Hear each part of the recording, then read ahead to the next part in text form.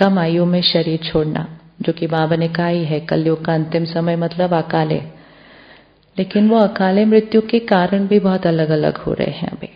तो इसीलिए जो डाइट हम पहले कर रहे थे उसमें थोड़ा सा अब चेंज लाने की जरूरत पड़ती है। वो हर एक अपने अनुसार हम करते ही हैं, लेकिन अभी हम जितना लाइटर पे जाएंगे, हल्का, तो सबसे इम्पोर्टेंट चीज जो बीच में अभी जयंती बहन ने भी एक वीडियो बना के दिया था, एनिमल प्रोडक्ट,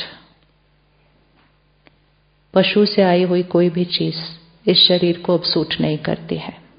इसलिए नहीं क्योंकि वो चीज गलत है, क्योंकि हम ब्राह्मण परिवार में कहते हैं दूध तो सतयुग में भी था। दूध में प्रॉब्लम नहीं है, दूध को निकालने के तरीके में सारी प्रॉब्लम है। सारा तरीके में प्रॉब्लम है कि उस दूध के अंदर क्या इंजेक्ट किया जा रहा है।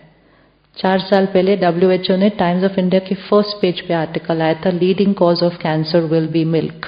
पूरा टाइम्स ऑफ इंडिया के फर्स्ट पेज पे वो आर्टिकल था, क्योंकि मिल्क के अंदर डाले गए प्रोडक्ट, जो इंजेक्शन दिया जाता है दूध को एक्सट्रैक्ट करने के लिए, इस समय दिल्ली में 1 in every 8 को कैंसर है।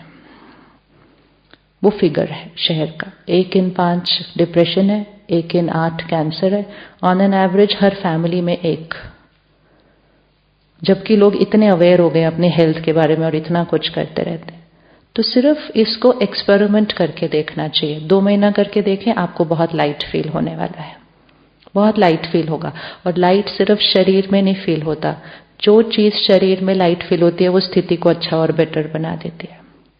साइंस ने अभी ये प्रूफ किया है, यहां और यहां एक लाइन से कनेक्टेड है, माइंड और गट कहते हैं उसको। अगर गट हैवी है, माइंड लाइट नहीं हो सकता है। इसीलिए क्यों, जैसे नवरात्रों में हल्का खाना क्यों खाते हैं, उनको माइंड को लाइट रखना है, तो वो यहां को लाइट रखते हैं। तो इसीलिए एनिमल प्रोडक्ट इसको हैवी कर रहा है, वो डाइजेस्ट नहीं हो रहा है, अब डाइजेस्ट नहीं हो रहा है, उसकी वजह से बीमारियां हो रही हैं।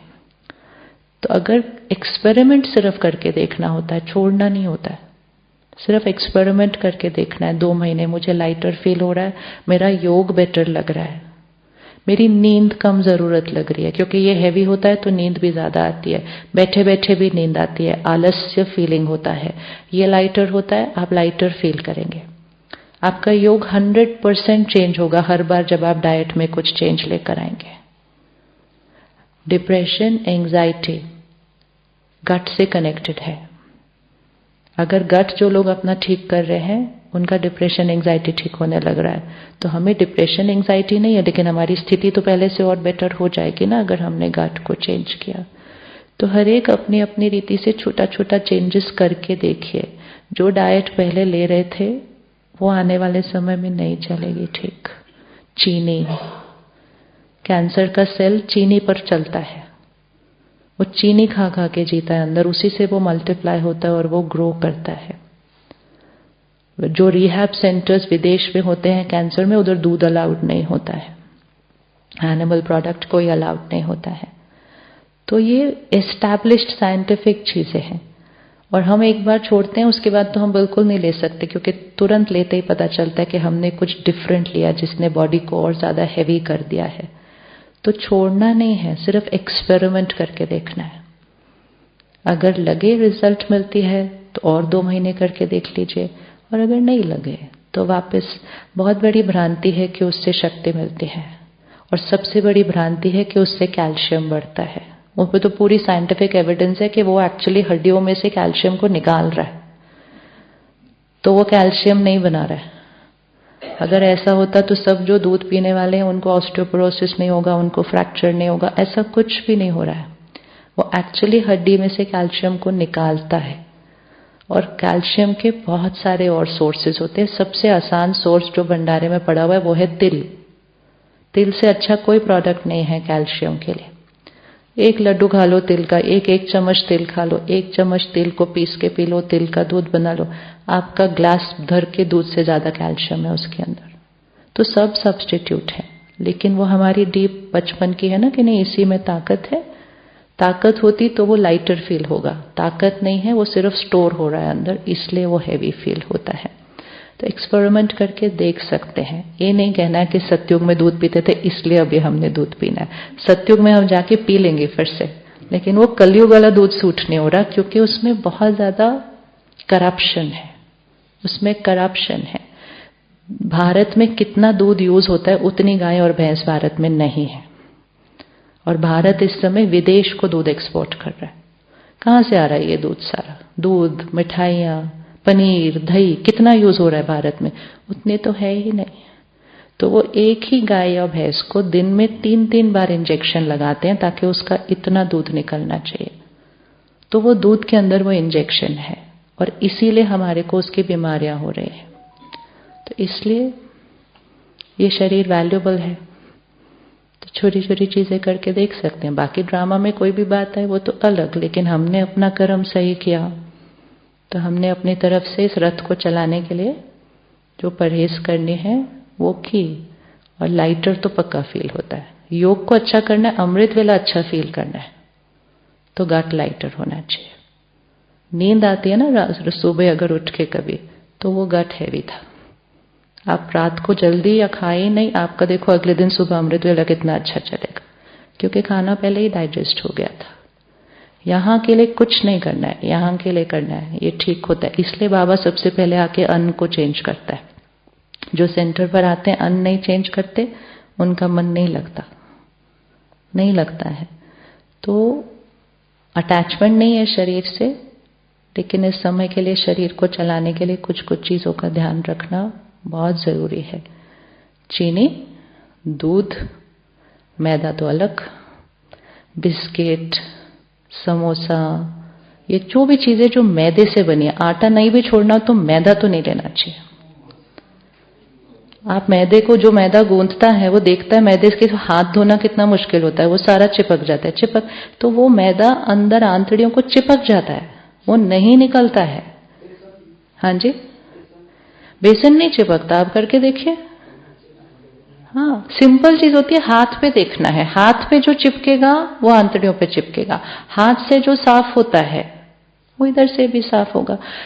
रोज चिपक रहा है, सपोज इतना भी रोज चिपक रहा हो, रोज रोज रोज, तो वो जो चिपकता है वो सड़ जाता है, और वो जो सड़ जाता है वो टॉक्सिन बन रहा है। और जो सड़ रहा है वो, अभी क्यों इतने बच्चों को डिप्रेशन, एंजाइटी? क्योंकि वो जंक फूड खाते हैं, वो मैदा बहुत ज्यादा खा रहे हैं, तो उस वजह से उनको डिप्रेशन, एंजाइटी। बाकी उनकी लाइफ में कोई प्रॉब्लम नहीं है। तो एटलीस्ट हमें गेहूं नहीं तो मैदा तो आसान है छोड़ना, मैदे की तो कोई चीज का काम ही नहीं है, मेहमानों के लिए बनाना है बस। वैसे तो बहुत सारे मेहमान बोलते हैं, ये आप सात्विक में ये खिलाते हो, फ्राइड खिलाते हो। मैं कहूँ कोई बात नहीं, आप मेहमान हो, आप खिलो। लेकिन लोग नहीं खाते आजकल बाहर मैदा नहीं खाते, फ्राइड कम। जो हम पहले खा रहे थे वो अभी नहीं चलेगा। एक तो एज ऑफ द शरीर की आयु, लेकिन दूसरी चीज है उसके अंदर की जो अब चीजें हैं वो अलग है। तो एक्सपेरिमेंट करके देखें कि बिस्किट, ब्रेड, प्योर मैदे की ब्रेड,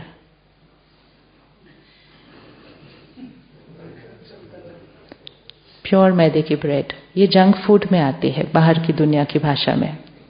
जंक फूड मतलब जो टॉक्सिन क्रिएट करेगा, तो उसको जंक बोलते हैं। जंक मतलब जो फेंक देना चाहिए। तो मैदे की ब्रेड, मैदे का बिस्किट, जो ज्यादा रेगुलरली खाते हैं हम, हर रोज ऐसे 1-2 उठा लिया, कभी कोई खाए वो भी अलग बात। जैसे चलते फिरते बिस्किट, चाय के साथ बिस्किट, वो टॉक्सिन बन रहा है, उसी से बीमारियां क्रिएट होंगी। इसलिए लोग जाते हैं ना विजयवाड़ा, भरूच, क्यों जा रहे हैं? वो गट को ही तो साफ करने जा रहे हैं, और किस लिए जा रहे हैं? पर वो वापस आके फिर वही खाएंगे तो वो फिर वापस चिपक जाएगा। और अगर यहां ही कर लो तो वहां जाने की जरूरत ही नहीं पड़ेगी, वहां जाने की जरूरत नहीं पड़ेगी, क्योंकि 15 दिन में कुछ भी कर लो, रिजल्ट वो वैसे ही है ना। जैसे ये लोग यहाँ 10 दिन के लिए आ रहे हैं, यहाँ तो अच्छा ही लगेगा आने के बाद, वापस जाने के बाद क्या किया उसका? तो वहां नहीं भी जाएं तो हम यहाँ रहते हुए भी कर लें तो हमारा गट बिल्कुल साफ होगा। ये हमारी स्थिति के लिए इंपॉर्टेंट है, शरीर से ज्यादा ये हमारी स्थिति के लिए इंपॉर्टेंट है कि हमारा गट बिल्कुल परफेक्ट रहना चाहिए। एक दिन हम पॉडकास्ट कर रहे थे, गैस्ट्रोएंटरोलॉजिस्ट हैदराबाद का, अमेरिका से आया। वो कहता है आपको क्या लगता है माइंड का गट पे असर होता है ना? मैं कहा माइंड स्ट्रेस्ड होगा तो ये खराब होगा। कहता है नहीं, माइंड का इस पे असर नहीं होता, इसका असर माइंड पे होता है। वो उसका डॉक्टर है, पेट का डॉक्टर है, गैस्ट्रो। वो कहता है इसको ठीक कर लो, आपको यहाँ मेडिटेशन नहीं करनी पड़ेगी। मुझे बोलता है आप इसको ठीक करो। अच्छा, इतना क्लियर साइंटिफिकली। तो हमें तो कितना ही ध्यान रखना चाहिए, क्योंकि हमारा योग उससे अफेक्ट हो रहा है। तो सोचो अगर बिस्किट छोड़ने से योग अच्छा लगे तो वर्थ है ना फिर बिस्किट छोड़ना। क्या है बिस्किट के अंदर, क्या है वो ब्रेड के अंदर? कुछ भी नहीं है। कभी कभी हमें कितना स्ट्रगल करना पड़ता है कि इतना करने के बाद भी योग अच्छा नहीं लग रहा, नींद ठीक से, जागरूकता नहीं है अमृत वेले में, तो छोड़ के देखेंगे, छोड़ेंगे तो देखेंगे कैसा लगता है। और जितना हम एक जना भी करके देखता है तो हम कितनों के साथ शेयर करते हैं, फिर वो करते हैं, ये भी पुण्य है, ये भी पुण्य है। अभी आज एक कागज आया था स्टैटिस्टिक्स का कि जो मेहमान आए हैं इसमें बीके भी हैं और नए वाले भी हैं। तो इसमें जो बीके आए हैं वो 40% वीगन है और जो मेहमान आए हैं उसमें 20% वीगन है।